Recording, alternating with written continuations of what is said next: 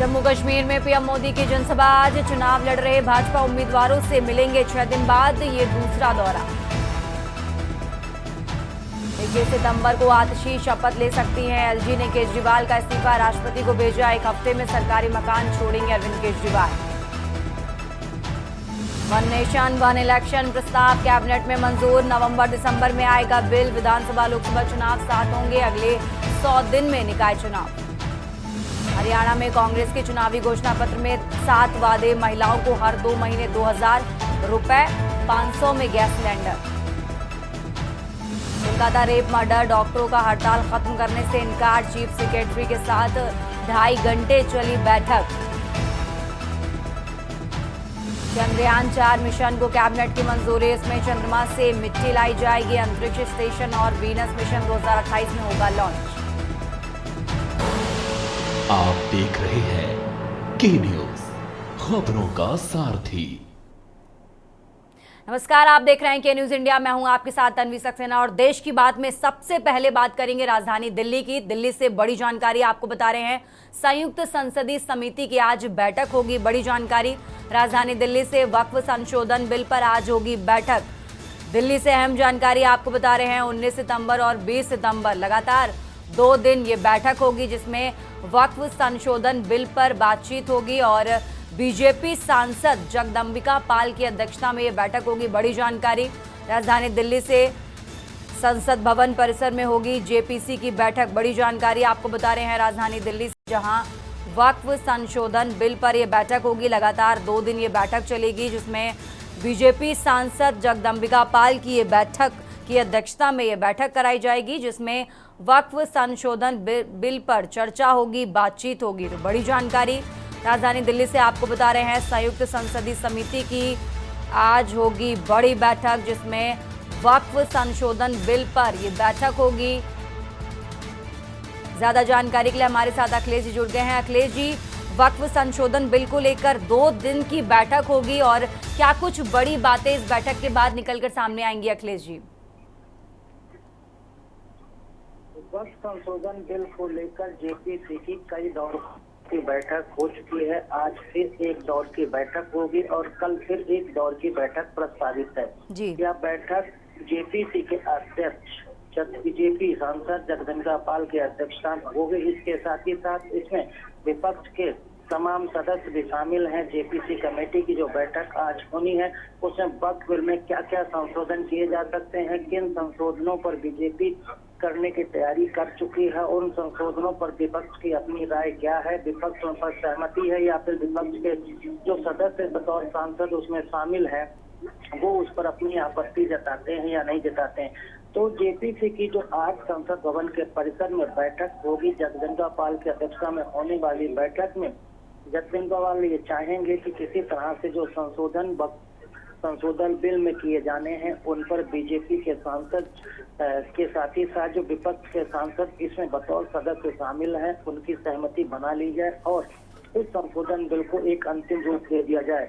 लेकिन इस दिन चलने वाली बैठक में देखना होगा कि विपक्ष के सांसद बीजेपी की जो संशोधन की तथ्य हैं उन पर राजी होते हैं या मानते हैं या फिर आपत्ति जताते हैं। अगर ऐसा होता है तो एक बार फिर ये बैठकों का दौर आगे और चल जाएगा। बिल्कुल अखिलेश जी, आप हमारे साथ बने रहिए, हम आगे भी आपसे जानकारी लेते रहेंगे। और खबर आपको राजधानी दिल्ली से बता रहे थे, जहां वक्फ संशोधन बिल को लेकर बड़ी बैठक होगी। बीजेपी सांसद जगदंबिका पाल की अध्यक्षता में ये बैठक होगी। आपको बता दें 2 दिन ये बैठक चलेगी। 19 सितंबर और 20 सितंबर को लगातार 2 दिन ये बैठक चलेगी, जिसमें वक्फ संशोधन बिल पर चर्चा की जाएगी।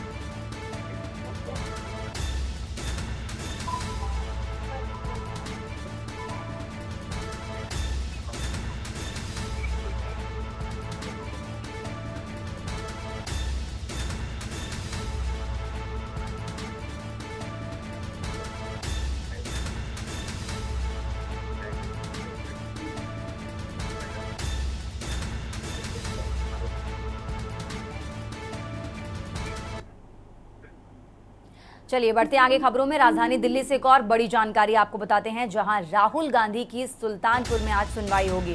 बड़ी जानकारी आपको बता रहे हैं, मानहानि मामले में आज सुल्तानपुर में सुनवाई होगी। आपको बता दें, कर्नाटक चुनाव के दौरान अमित शाह पर टिप्पणी का मामला, मानहानि का मुकदमा दर्ज राहुल गांधी पर, और इसी मामले पर आज सुल्तानपुर में सुनवाई होगी। तो बड़ी जानकारी आपको बता रहे हैं। आपको बता दें, विजय मिश्रा ने एमपीएमएलए कोर्ट में याचिका दायर की और आज इसी मामले पर सुनवाई होगी। आपको बता दें, ये मामला सुल्तानपुर कोर्ट के एमपीएमएलए कोर्ट में चल रहा है और मानहानि के मुकदमे में आज सुनवाई होगी। बड़ी जानकारी आपको बता रहे हैं। अमित शाह पर टिप्पणी का मामला है, जिसमें राहुल गांधी ने अमित शाह को लेकर बयानबाजी की, टिप्पणी दी और ये मामला दर्ज किया गया। बड़ी जानकारी, और इसी मामले पर आज सुल्तानपुर की एमपीएमएलए कोर्ट में सुनवाई होगी। तो बड़ी जानकारी आपको बता रहे हैं। पिछली सुनवाई में राहुल गांधी ने सुल्तानपुर की एमपीएमएलए कोर्ट में अपना बयान दर्ज किया था और आज एक बार फिर से इस पूरे मामले पर सुल्तानपुर की एमपीएमएलए कोर्ट में सुनवाई होगी।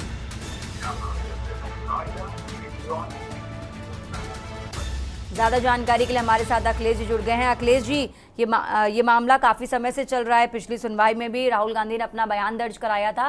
क्या लग रहा है, लंबे समय से ये मामला चल रहा है, क्या इस मामले पर आज कोर्ट की तरफ से कोई बड़ा फैसला सुनाया जाएगा? देखिए, इनसे बता दें कि राहुल गांधी पर मानहानि के कई मामले चल रहे हैं और खासकर वो सभी के सभी मामले बीजेपी के नेताओं और या उनके पदाधिकारियों के द्वारा दर्ज कराए गए हैं। और अब राहुल गांधी का जो सुल्तानपुर की एमपीएमएलए कोर्ट में मामला चल रहा है, वो अमित शाह से जुड़ा हुआ मामला है।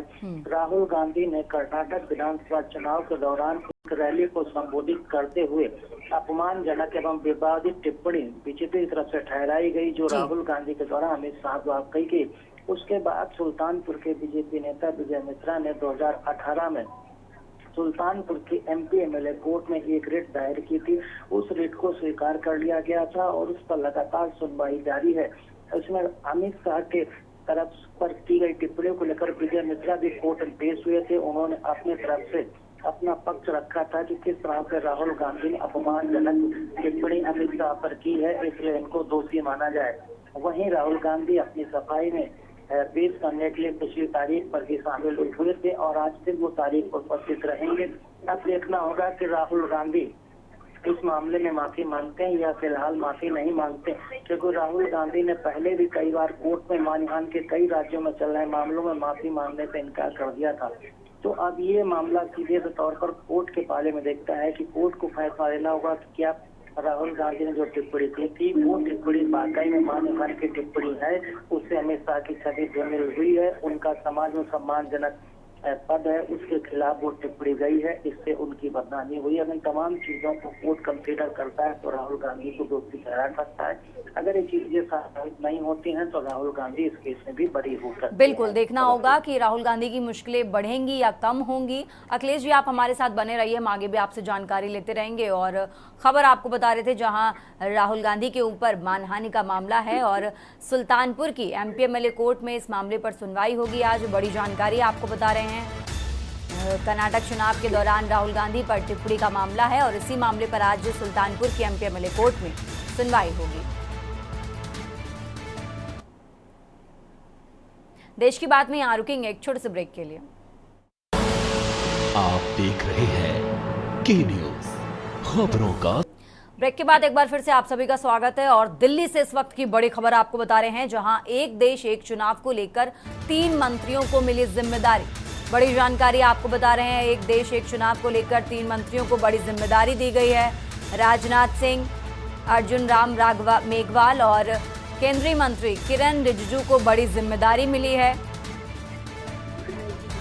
आपको बता दें, विपक्षी दलों के नेताओं से बातचीत करेंगे तीनों मंत्री, उनका समर्थन लेंगे, उनकी राय लेंगे एक देश एक चुनाव को लेकर। बड़ी जानकारी आपको बता रहे हैं राजधानी दिल्ली से।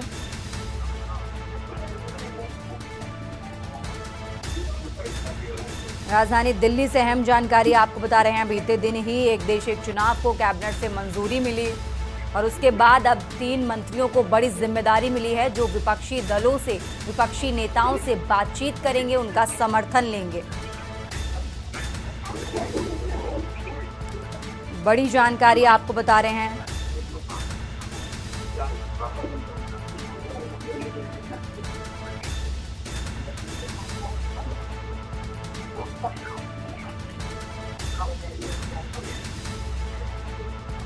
ज्यादा जानकारी के लिए हमारे साथ अखिलेश जी जुड़ गए हैं। अखिलेश जी, एक देश एक चुनाव को कैबिनेट से मंजूरी तो मिल गई है, लेकिन जानकारी ये है कि 62 सियासी दलों से राय ली गई है, जिसमें 32 ने समर्थन किया है और 15 ने विरोध किया है और 15 ने इस पर कोई जवाब नहीं दिया।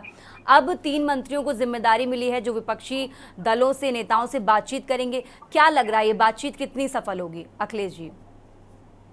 देखिए बंदिका, आपको बता दें कि अखिलेश जी, आपकी आवाज़ हम तक नहीं आ रही है।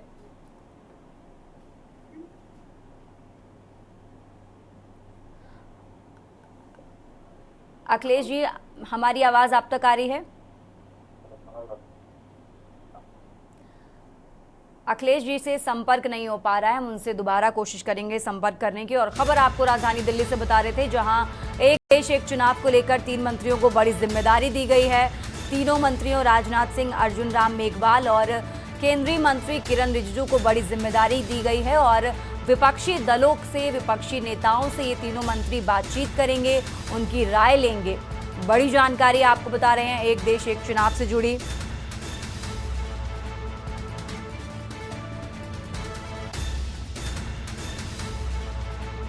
आपको बता दें, बीते दिन ही वन नेशन वन इलेक्शन पर कैबिनेट से मंजूरी मिली। अब बड़ी जानकारी आपको बता रहे हैं।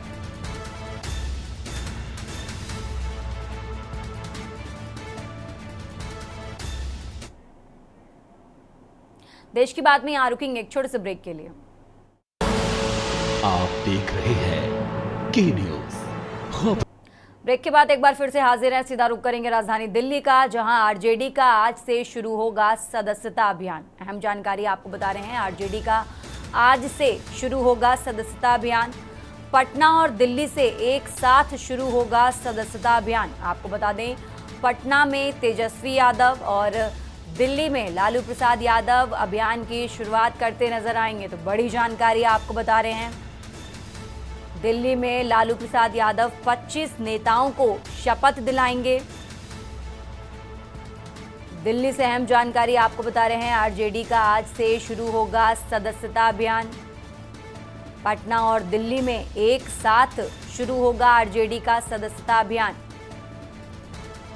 पटना में तेजस्वी यादव अभियान की शुरुआत करते नजर आएंगे, तो वहीं दिल्ली में लालू प्रसाद यादव अभियान की शुरुआत करते नजर आएंगे। साथ ही दिल्ली में लालू प्रसाद यादव 25 नेताओं को शपथ दिलाते नजर आएंगे। बड़ी जानकारी आपको बता रहे हैं राजधानी दिल्ली से।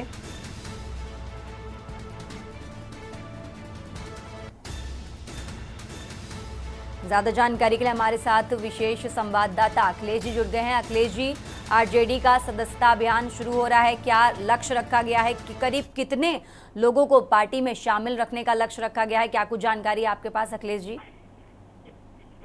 राष्ट्रीय जनता दल का आज देशव्यापी सदस्यता अभियान शुरू हो रहा है। सदस्यता अभियान की कमान में रूप से 2 लोगों ने पार्टी में संभाल रखी है। अगर बिहार की बात की जाए तो पटना में पार्टी के सदस्यता अभियान की शुरुआत तेजस्वी यादव करेंगे और वहां पर वो पार्टी के सदस्यों को सदस्यता दिलाकर अभियान को हरी झंडी दिखाएंगे। इसके साथ ही साथ आपको बता दें, राष्ट्रीय स्तर पर सदस्यता अभियान को बढ़ावा देने और उसको चलाने के लिए लालू प्रसाद यादव ने खुद कमान संभाल रखी है। वो दिल्ली पहुंचेंगे, दिल्ली में आरजेडी के कार्यालय में सदस्यता अभियान की शुरुआत करेंगे और इसको लेकर वो आज 25 लोगों को पहली सदस्यता दिलाएंगे। इसके बाद आगे सदस्यता अभियान पार्टी के कार्यकर्ता और पदाधिकारी और जो लोग पार्टी जोड़ना चाहते हैं उनके जोड़ने का अभियान शुरू होगा। इस लिहाज से बिहार की राष्ट्रीय पार्टी राष्ट्रीय जनता दल का आज सदस्यता अभियान की पूरी तैयारी हो गई, सदस्यता अभियान शुरू हो रहा है। बिल्कुल अखिलेश जी, आप हमारे साथ बने रहिए, हम आगे भी आपसे जानकारी लेते रहेंगे। और खबर आपको राजधानी दिल्ली से बता रहे थे, जहां आरजेडी का आज से सदस्यता अभियान शुरू हो रहा है। पटना और दिल्ली दोनों जगहों पर एक साथ अभियान की शुरुआत होगी। पटना में तेजस्वी यादव, तो वहीं दिल्ली में लालू प्रसाद यादव अभियान की शुरुआत करते नजर आएंगे। अहम जानकारी दिल्ली से आपको बता रहे हैं।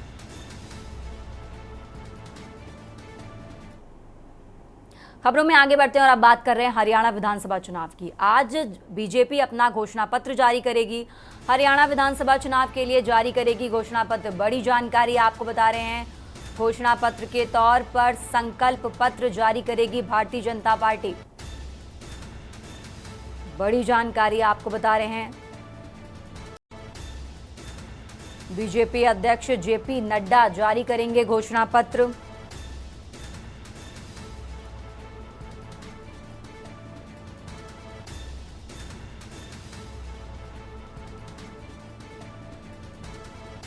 ज्यादा जानकारी के लिए हमारे साथ विशेष संवाददाता अखिलेश जी जुड़ गए हैं। अखिलेश जी, सबसे पहले तो भारतीय जनता पार्टी अपने मैनिफेस्टो में किस वर्ग के लिए खास तौर पर बड़ी घोषणाएं करती नजर आएगी? क्योंकि कांग्रेस ने भी हरियाणा विधानसभा चुनाव के लिए अपना घोषणा पत्र जारी किया, हम सभी ने देखा। उसमें महिलाएं, बेरोजगारों और युवाओं को नौकरी देने के लिए भी बड़े बड़े वादे किए गए हैं। ऐसे में सवाल ये है कि अपने मैनिफेस्टो में भाजपा किस वर्ग के लिए खास तौर पर घोषणा करती नजर आएगी? अखिलेश जी, भारतीय जनता पार्टी का आज हरियाणा विधानसभा चुनाव के लिए घोषणा पत्र जारी किया जाएगा। घोषणा पत्र जारी करने के लिए बाकायदा भारतीय जनता पार्टी के राष्ट्रीय अध्यक्ष हरियाणा के रोहतक के मीडिया सेंटर में मौजूद रहेंगे। उनके साथ हरियाणा के मुख्यमंत्री नायब सिंह सैनी भी मौजूद रहेंगे। इसके अलावा भारतीय जनता पार्टी के तमाम बड़े नेता वहां पर मौजूद रहेंगे। आपको बता दें कि भारतीय जनता पार्टी ने इसके लिए बड़ी तैयारी की है। भारतीय जनता पार्टी सदस्यता अभियान के दौरान उन्हीं ऐलानों को आगे करती नजर आएगी। जैसे किसानों का बड़ा मुद्दा हरियाणा छाया हुआ है, उस पर कोई बड़ा ऐलान संकल्प पत्र में भाजपा के किया जा सकता है। इसके अलावा खिलाड़ियों का भी मुद्दा गर्म है, उसको लोगों के रोजगार का मुद्दा, युवाओं को नौकरी देने का मुद्दा, इसके साथ ही नशा का भी एक बिल्कुल मुद्दा हरियाणा में छाया हुआ है उसको तो। और इसके साथ ही साथ युवाओं को जो पढ़ने वाले हैं उनको फीस में कंसेशन का है, मोबाइल लैपटॉप है, लड़कियों को साइकिल है, इस तरह के तमाम जो मुद्दे हैं वो भारतीय जनता पार्टी के देखने को आज मिल सकते हैं। बिल्कुल अखिलेश जी, आप हमारे साथ बने रहिए, हम आगे भी आपसे जानकारी लेते रहेंगे। और खबर आपको बता रहे थे, जहां हरियाणा विधानसभा चुनाव के लिए भारतीय जनता पार्टी आज अपना मैनिफेस्टो जारी करेगी। बीजेपी अध्यक्ष जेपी नड्डा जारी करेंगे घोषणा पत्र। बड़ी जानकारी आपको बता रहे हैं। साथ ही सीएम नायब सिंह सैनी समेत कई वरिष्ठ नेता मौजूद रहेंगे। बड़ी जानकारी आपको बता रहे हैं।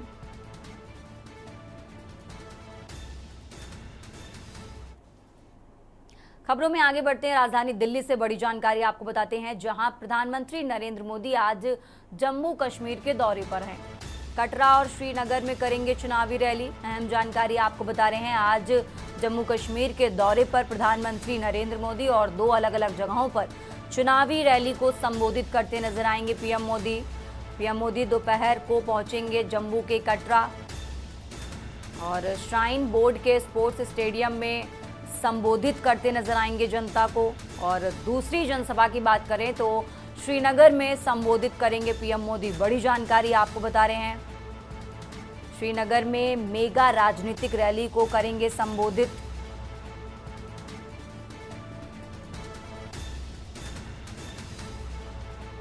बड़ी जानकारी आपको बता रहे हैं, जहां जम्मू कश्मीर के दौरे पर प्रधानमंत्री नरेंद्र मोदी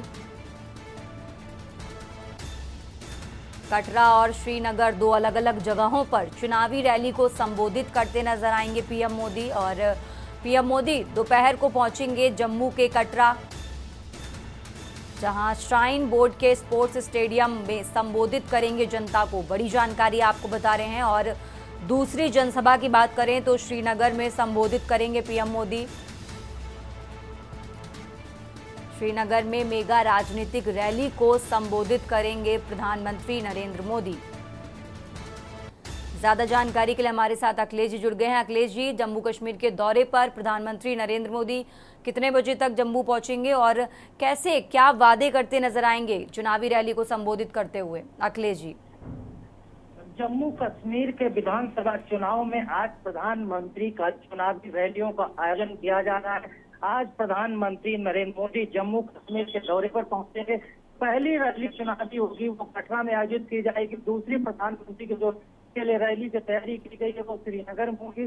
तो इस तरह से देखा जा सकता है कि जो कटरा की पहली रैली भारतीय जनता पार्टी ने आयोजित की है उसके लिए सुरक्षा व्यवस्था को चाक चौबंद किया गया है।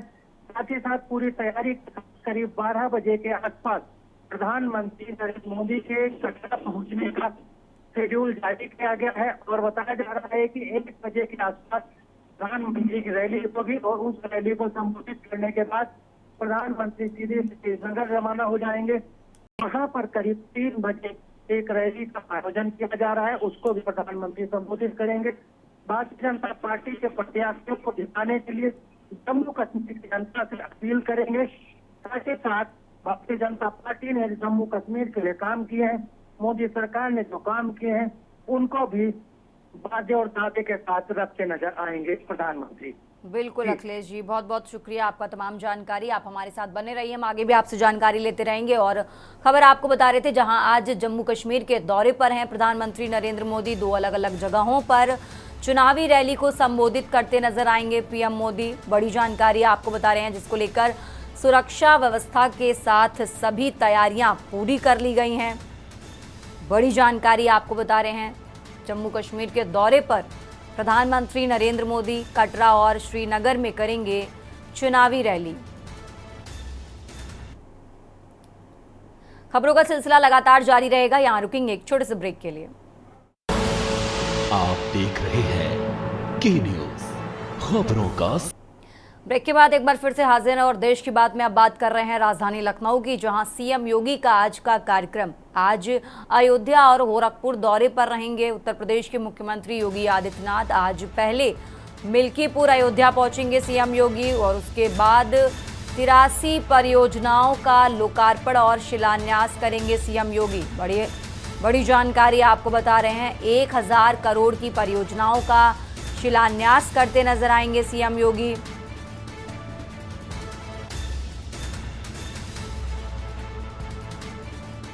साथ ही गोरखपुर में फ्लोटिंग रेस्टोरेंट का उद्घाटन करेंगे सीएम योगी। गोरखपुर में बढ़ेगा पर्यटकों का आगमन। गोरखपुर में पहले से क्रूज की सुविधा। बड़ी जानकारी आपको बता रहे हैं। ज्यादा जानकारी के लिए हमारे साथ संदीप मिश्रा जुड़ गए हैं। संदीप जी, आज 2 जगहों की दौरे पर हैं सीएम योगी और कई वादे करते नजर आ रहे हैं, उद्घाटन कर रहे हैं। क्या उपचुनाव से पहले ये तैयारियां की जा रही हैं, उपचुनाव को लेकर ये घोषणाएं की जा रही हैं? संदीप जी। देखिए, बिल्कुल महत्वपूर्ण है, क्योंकि कहा जा सकता है कि उत्तर प्रदेश के मुख्यमंत्री योगी आदित्यनाथ का 2 जिलों का, जनपदों का दौरा है और ये काफी महत्वपूर्ण है। महत्वपूर्ण इस कड़ी से होता है क्योंकि उत्तर प्रदेश में उपचुनाव होने हैं और उपचुनाव को लेकर के लगातार सीएम योगी आदित्यनाथ की 2 महत्वपूर्ण सीटें जो जिम्मेदारी इनको मिली है उसको लेकर के खासतौर पर फोकस की जा रही है। मिल्कीपुर की अगर हम बात करते हैं, जो कि अयोध्या क्षेत्र में सीट आती है, यहाँ पर जो है आज जो है लगभग 83 परियोजनाओं का लोकार्पण और शिलान्यास करते हुए नजर आएंगे। इसके साथ लगभग 1000 करोड़ से अधिक परियोजनाओं का शिलान्यास करेंगे। साथ ही साथ रामगढ़ तालाब के जो फ्लोटिंग है उसको देखते हुए लोकार्पण करते हुए नजर आएंगे। इसके साथ ही गोरखपुर का जो दौरा है, गोरखपुर में भी जाकर के वहां पर कई कार्यक्रमों में शिरकत करते हुए नजर आएंगे उत्तर प्रदेश के मुख्यमंत्री योगी आदित्यनाथ, क्योंकि काफी महत्वपूर्ण है।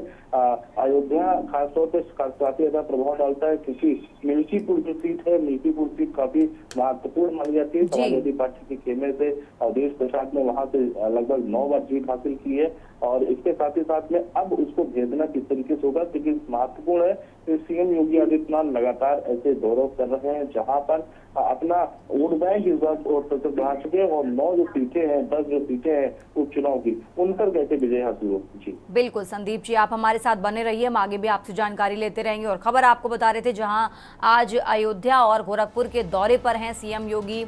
आज पहले मिल्कीपुर अयोध्या पहुंचेंगे सीएम योगी। बड़ी जानकारी आपको बता रहे हैं और 83 परियोजनाओं का लोकार्पण और शिलान्यास करेंगे उत्तर प्रदेश के मुख्यमंत्री योगी आदित्यनाथ।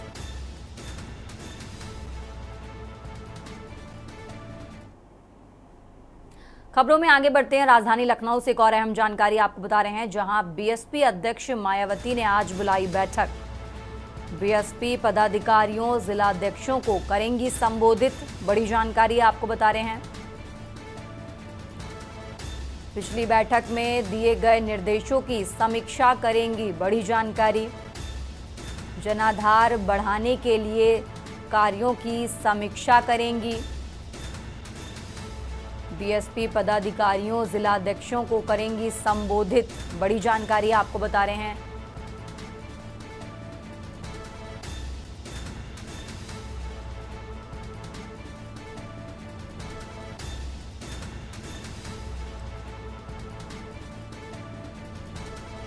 ज्यादा जानकारी के लिए हमारे साथ संदीप जी जुड़ गए हैं। संदीप जी, बीएसपी अध्यक्ष मायावती ने बैठक बुलाई है। यूपी उपचुनाव को लेकर खास तौर पर इस बैठक में चर्चा की जाएगी। कितने बजे ये बैठक होगी, कौन कौन इस बैठक में शामिल होगा और इस बैठक के बाद क्या कुछ बड़ी बातें निकलकर सामने आएंगी? संदीप जी।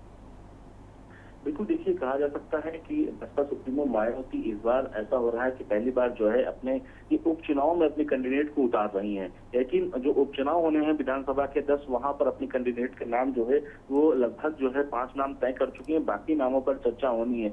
इसको लेकर के उत्तर प्रदेश के जो भी बड़े पदाधिकारी हैं उनको बुलाया गया है। साथ में जिला अध्यक्ष हैं, जो 75 जिला अध्यक्ष हैं, उन सभी को बुलाया गया है। कोऑर्डिनेटरों को बुलाया गया है, जो कि महत्वपूर्ण बिंदुओं पर चर्चा बसपा वो मायावती करेंगी और अपने पार्टी कार्यालय पर 11 बजे इस बैठक की शुरुआत करते हुए नजर आएंगी। और उसके साथ साथ कुछ नई दिशा निर्देश भी जारी किए जाएंगे, क्योंकि जिस तरीके से आने वाले समय में 27 का विधानसभा का चुनाव होना है उत्तर प्रदेश में, और बसपा लोकसभा चुनाव में इस बार बहुत ज्यादा असर डाल नहीं पाई है, तो इसका भी असर साफ तौर पर देखने को मिलेगा। और इस बैठक में कुछ बड़े निर्णय भी लिए जा सकते हैं। जैसे कि पिछली बैठक में हमने देखा कि आकाश आनंद को कुछ बड़ी जिम्मेदारियां दी गई, कुछ पदाधिकारियों को नाम तय किए गए। तो इस बार भी इस बैठक में देखने को मिल सकता है कि कुछ नए पदाधिकारियों को नई जिम्मेदारियों के साथ में मैदान में उतारा जा सकता है। साथ ही साथ में जिस जिले अध्यक्ष का परफॉर्मेंस ठीक नहीं है, वहां पर भी बदलाव देखने को मिल सकते हैं। लेकिन कहा जा सकता है कि 11 बजे जब बैठक होगी बसपा की, तो इसमें बहुत से निर्णय जो है वो लिए जाएंगे। यानी कि खुद स्वयं मायावती इस बैठक में शामिल होंगी। साथ ही साथ जो उनके बड़े पदाधिकारी हैं वो भी मौजूद रहेंगे इस बैठक में। तो कुछ अहम चीजें सामने निकल के बैठक के बाद आएंगी। जी बिल्कुल संदीप जी, आप हमारे साथ बने रहिए, हम आगे भी आपसे जानकारी लेते रहेंगे। और खबर आपको बता रहे थे, जहां आज बीएसपी सुप्रीमो मायावती ने बैठक बुलाई है। पदाधिकारियों और जिला अध्यक्षों के साथ ये बैठक होगी, जिसमें यूपी उपचुनाव को लेकर खास तौर पर चर्चा की जाएगी। बड़ी जानकारी आपको बता रहे हैं। हाँ, पिछली बैठक में दिए गए निर्देशों की समीक्षा करती नजर आएंगी मायावती।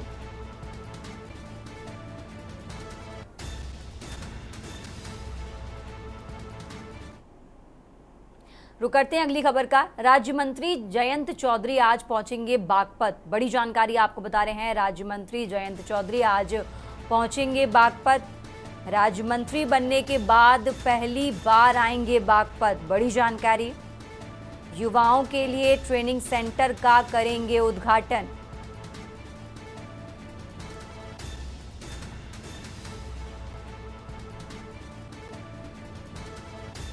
बड़ी जानकारी आपको बता रहे हैं।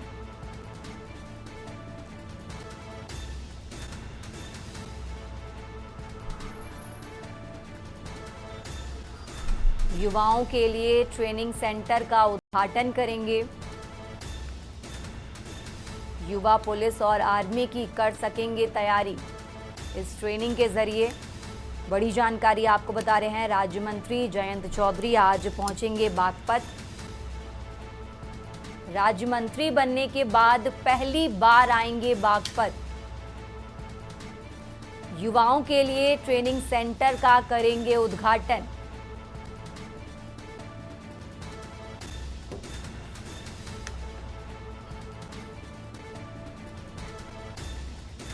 बड़ी जानकारी आपको बता रहे हैं।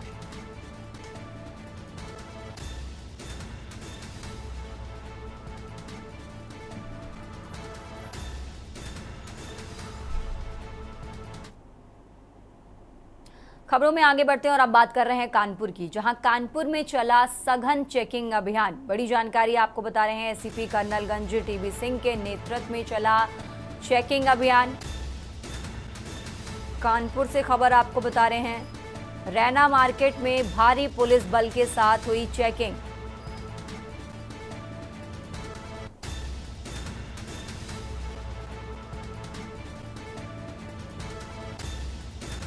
रैना मार्केट में शराब व कई अन्य दुकानों में की गई चेकिंग। खुलेआम शराब पी रहे लोगों को हिदायत दी गई। वीआईपी रोड पर संदिग्ध वाहनों को भी किया गया चेक। भारी पुलिस बल देखकर नशेबाजों में मची अफरा तफरी। कानपुर से खबर आपको बता रहे हैं, जहां कानपुर में चला सघन चेकिंग अभियान। एसीपी कर्नलगंज टीबी सिंह के नेतृत्व में चला अभियान। रैना मार्केट में भारी पुलिस बल के साथ हुई चेकिंग। शराब व कई अन्य दुकानों की चेकिंग की गई। बड़ी जानकारी आपको बता रहे हैं। भारी पुलिस बल देखकर नशेबाजों में मची अफरा तफरी और खुलेआम शराब पी रहे लोगों को हिदायत देकर छोड़ा गया। कानपुर से खबर आपको बता रहे हैं, जहां कानपुर में चला सघन चेकिंग अभियान।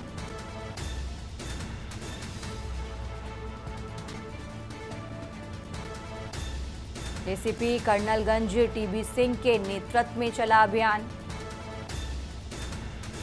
रैना मार्केट में भारी पुलिस बल के साथ हुई चेकिंग। बड़ी जानकारी आपको बता रहे हैं कानपुर से, जहां कानपुर में चला सघन चेकिंग अभियान।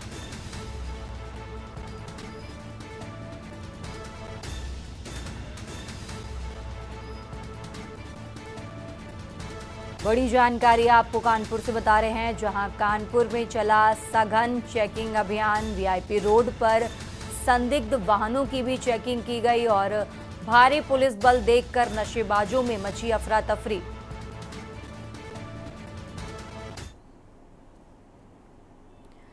बढ़ते हैं आगे खबरों में और अब बात कर रहे हैं रामपुर की, जहां दो पक्षों में हुई अंधाधुंध फायरिंग। 2 दिन पहले नगलिया आकिल गांव में हुई थी फायरिंग। बड़ी जानकारी आपको बता रहे हैं, फायरिंग में हुई थी एक युवक की मौत। 3 हत्यारोपियों पर पुलिस ने इनाम किया घोषित।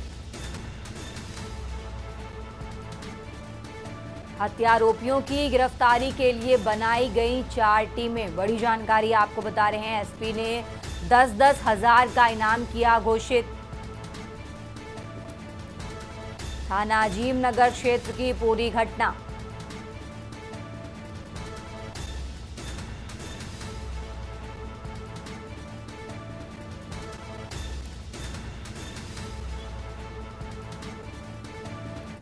रामपुर से खबर आपको बता रहे हैं, जहां 2 पक्षों में हुई अंधाधुंध फायरिंग। देखिए, अजीम नगर में विगत परसों की रात्रि में एक हत्या हुई थी जिस बालक की। 3 अभियुक्त हैं, अब्दुल, माजिद, सादिक और हनीफ। इन तीनों की गिरफ्तारी सुनिश्चित करने के लिए पुलिस के द्वारा इनके ऊपर 10-10 हजार रुपये के इनाम घोषित किए गए हैं और इनकी गिरफ्तारी शीघ्र ही सुनिश्चित की जाएगी। सर, कितनी टीमें लगी हैं सर इसमें? ये हमारी 4 टीमें लगी हुई हैं, स्वाट, सर्विलांस, एसओजी के साथ साथ स्थानीय थाना प्रभारी। ठीक। खबरों में आगे बढ़ते हैं और अब बात कर रहे हैं राजधानी लखनऊ की। लखनऊ से अहम जानकारी आपको बता रहे हैं, जहां हवाई सेवाओं पर यागी तूफान का असर। बड़ी जानकारी आपको बता रहे हैं, लखनऊ से कोलकाता से लखनऊ आने वाला विमान पहुंचा वाराणसी। कोलकाता से आने वाला विमान हुआ वाराणसी डाइवर्ट। बारिश के कारण विमान उतरने की नहीं दी गई परमिशन। कोलकाता से आने वाला विमान हुआ वाराणसी डाइवर्ट।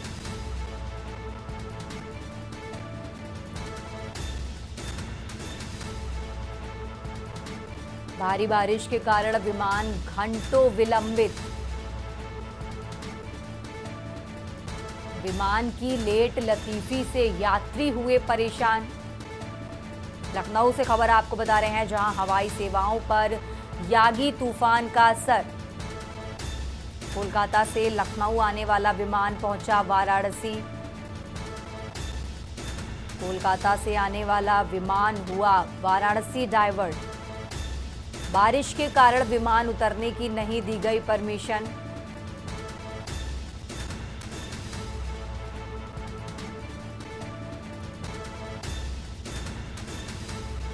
बारिश के कारण विमान उतरने की नहीं दी गई परमिशन। भारी बारिश के कारण विमान घंटों लेट हुआ और विमान के लेट होने की वजह से यात्री हुए परेशान।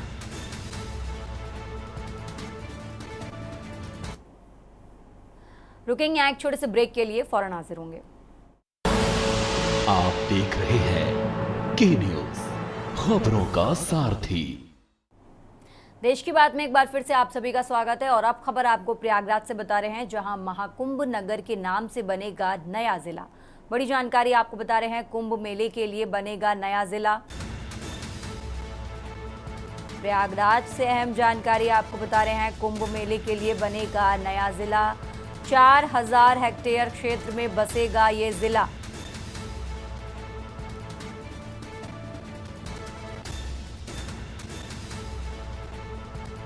कुंभ मेले के लिए बनेगा नया जिला। बड़ी जानकारी आपको प्रयागराज से बता रहे हैं, 4000 हेक्टेयर क्षेत्र में बसेगा ये जिला।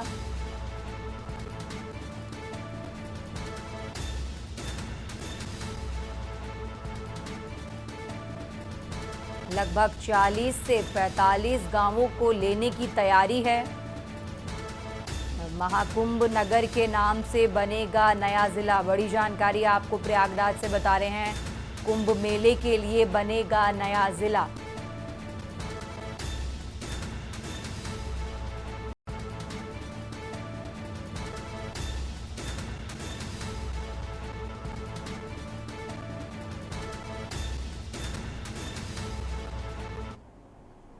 और इसी बीच रुक करेंगे सीधा उन्नाव का, जहां उन्नाव से बड़ी जानकारी आपको बता रहे हैं, जहां चेकिंग कर रही पुलिस टीम पर हमला।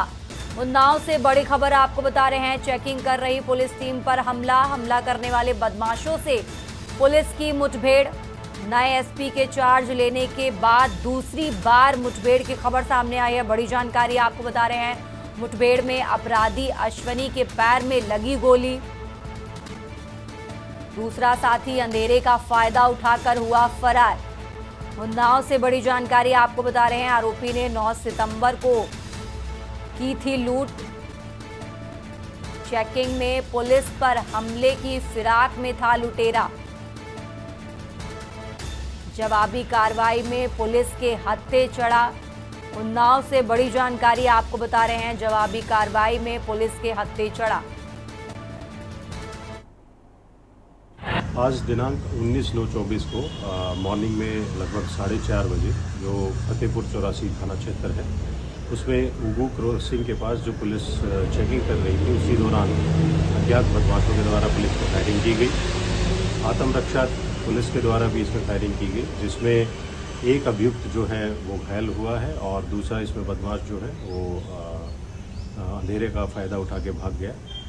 जो ये बदमाश है, इसकी पहचान अश्विनी कुमार के नाम से हुई है और इससे पूछताछ में ये पता लगा है कि 9 सितंबर को एक लूट की घटना जो फतेहपुर 84 में हुई थी, उसमें ये अभियुक्त शामिल था और इसके कब्जे से एक अवैध तमंचा, एक जिंदा कारतूस व 75,000 रुपये जो कि लूटी हुई धनराशि थी वो बरामद हुई है।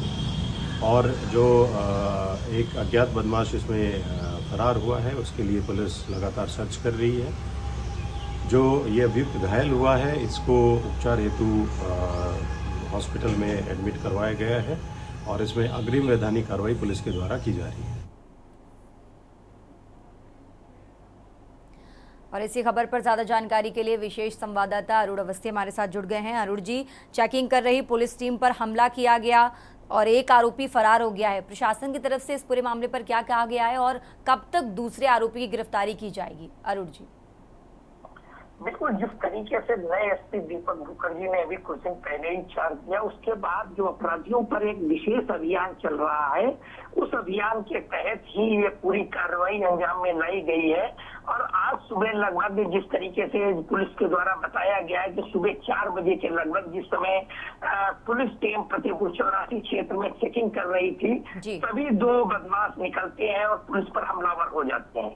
जवाबी कार्रवाई में, पुलिस की जवाबी कार्रवाई में एक बदमाश को गोली लगती है पैर में और दूसरा बदमाश अंधेरे का फायदा उठाकर उसी समय भाग निकलता है। जिस बदमाश को गोली लगी उसको पुलिस ने स्थानीय अस्पताल में भर्ती कराया जहां उसका इलाज चल रहा है। वहीं अगर पुलिस की माने तो जो एक घटना फतेहपुर चौरासी क्षेत्र में 9 सितंबर को लूट की घटना हुई थी, उसमें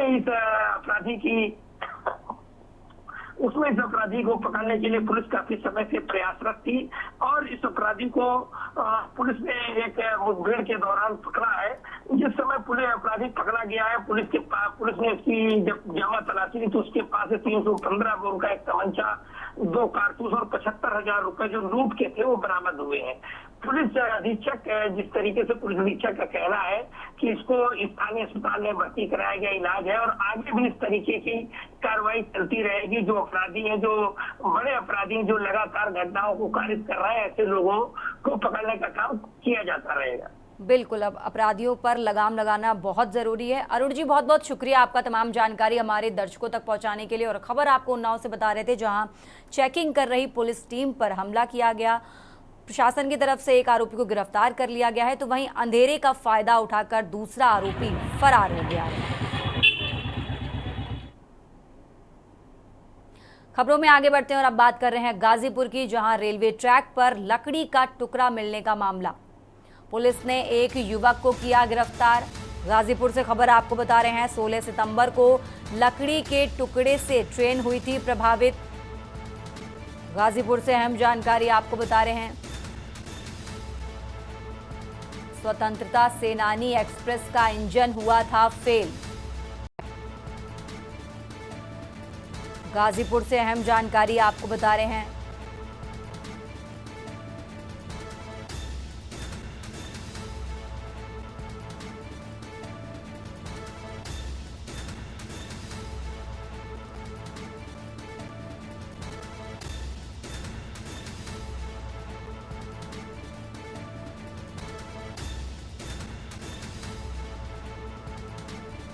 गाजीपुर से अहम जानकारी आपको बता रहे हैं, जहां पुलिस ने एक युवक को किया गिरफ्तार।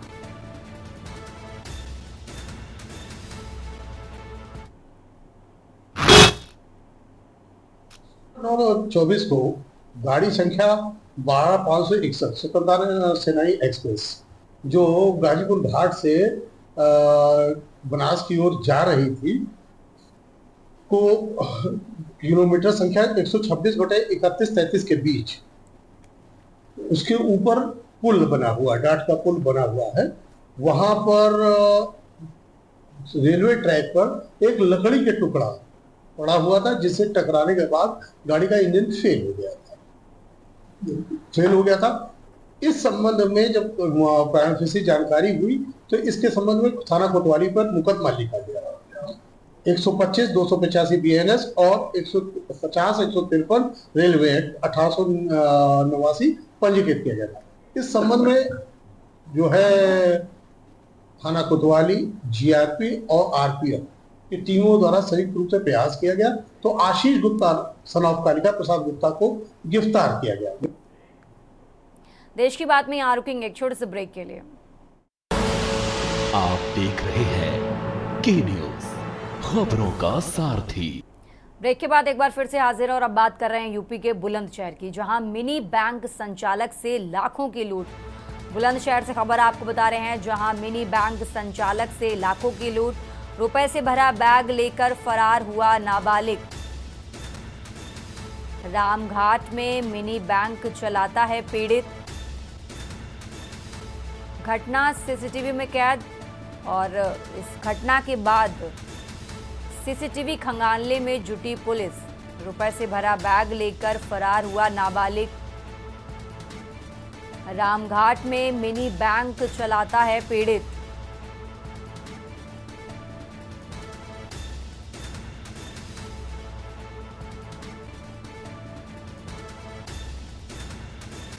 पूरी घटना सीसीटीवी कैमरे में हुई कैद।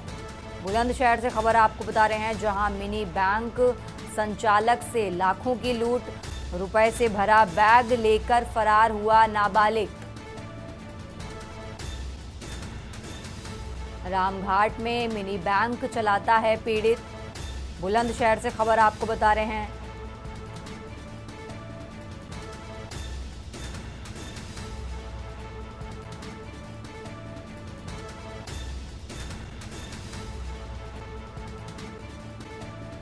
पूरी घटना सीसीटीवी कैमरे में हुई कैद, बड़ी जानकारी आपको बता रहे हैं। जहां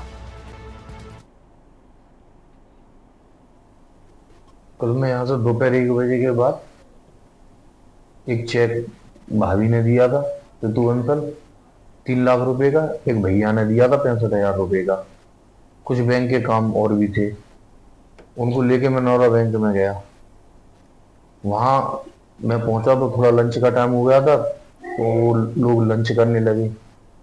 लंच के बाद मैंने चेक से दोनों पेमेंट निकाले, 3 लाख और 65,000।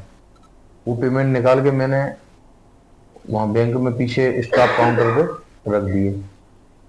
उसके बाद मैं थोड़ा सा बैंक से संबंधित जो मैं कागज ले गया था वो काम पूरा कर रहा था। जब मेरा काम पूरा हो गया तब मैं वहां से चलने को हुआ तो देखा मेरा जहाँ मैंने बैग रखा था वहाँ मेरा बैग नहीं था। मैंने बैग को इधर उधर ढूंढा, जब मुझे बैग नहीं दिखा तो मैंने वहाँ कहा स्टाफ से, मैंने कहा मेरा बैग नहीं है यहाँ। तो उन्होंने तुरंत कहा कि कैमरा देखो। तो जब हमने सीसीटीवी फुटेज देखे तो उसमें मालूम पड़ा कि एक लड़का जिसकी उम्र समथिंग 12 से 14 साल के बीच की है और उसके साथ 2 जिनकी उम्र समथिंग दोनों लोगों की होगी 25-30 साल के करीब की, वो उसके साथ थे। वो मेरा बैग लेके चला गया। और अब खबर लखनऊ से है, जहां एसटीएफ के डिप्टी एसपी दीपक सिंह ने बताया कि पीजीआई की associate professor doctor Ruchika Tandon को डिजिटल अरेस्ट कर ठगी मामले में 5 अन्य को गिरफ्तार किया गया है। शातिर ठगों ने सीबीआई अफसर बनकर प्रोफेसर को कॉल कर डिजिटल अरेस्ट कर करीब 2.81 करोड़ रुपए की ठगी की थी। उन्होंने ठगी गई रकम कई बैंक खातों में ट्रांसफर कराई थी। हालिया गिरफ्तार की जानकारी देते हुए डिप्टी एसपी ने बताया कि सीतामढ़ी बिहार के ऋषिकेश कुमार उर्फ मयंक, पटना के गोपाल कुमार उर्फ रोशन उर्फ राहुल, पटना के ही गणेश कुमार, चंदौली के मणिकांत पांडे और वाराणसी के राजेश गुप्ता को गिरफ्तार किया गया। संबंधित लोग ठगी की रकम ट्रांसफर संबंधी खाता धारकों से जुड़े पाए गए। टीम खातों के विवरण की तफ्तीश करते हुए इन लोगों तक पहुंची। एसटीएफ टीम ने लगातार गिरफ्तार लोगों से 2,42,100 रुपए कैश और 15 चेकबुक, 18 एटीएम, 18 यूपीआई स्कैनर और 7 मोबाइल फोन और 2 लैपटॉप भी बरामद किए हैं।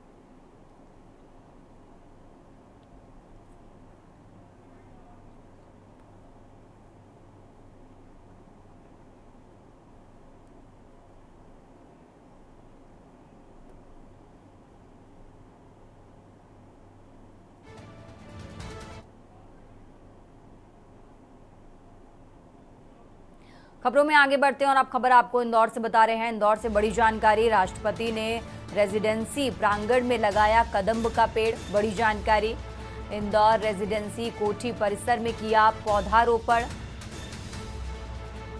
राज्यपाल मंगू भाई पटेल ने रुद्राक्ष का पेड़ लगाया। बड़ी जानकारी, सीएम डॉक्टर मोहन यादव ने पारिजात पौधे का लगाया पेड़। तस्वीरें भी आपको दिखा रहे हैं जहां राष्ट्रपति रेजिडेंसी प्रांगण में कदम्ब का पेड़ लगाती नजर आ रही हैं। इंदौर रेजिडेंसी कोठी परिसर में राष्ट्रपति ने किया पौधारोपण। लगातार तस्वीरें आपको टीवी स्क्रीन पर दिखा रहे हैं जहां राष्ट्रपति द्रौपदी मुर्मू पौधारोपण करती नजर आ रही हैं। साथ ही सीएम मोहन यादव भी पौधारोपण कर रहे हैं। बड़ी जानकारी आपको बता रहे हैं इंदौर से, जहां रेजिडेंसी कोठी परिसर में राष्ट्रपति द्रौपदी मुर्मू ने पौधारोपण किया। साथ ही राज्यपाल और सीएम मोहन यादव भी नजर आए। बड़ी जानकारी आपको बता रहे हैं इंदौर से। लगातार तस्वीरें आपको टीवी स्क्रीन पर दिखा रहे हैं जहां राष्ट्रपति द्रौपदी मुर्मू ने कदम्ब का पेड़ लगाकर पौधारोपण किया।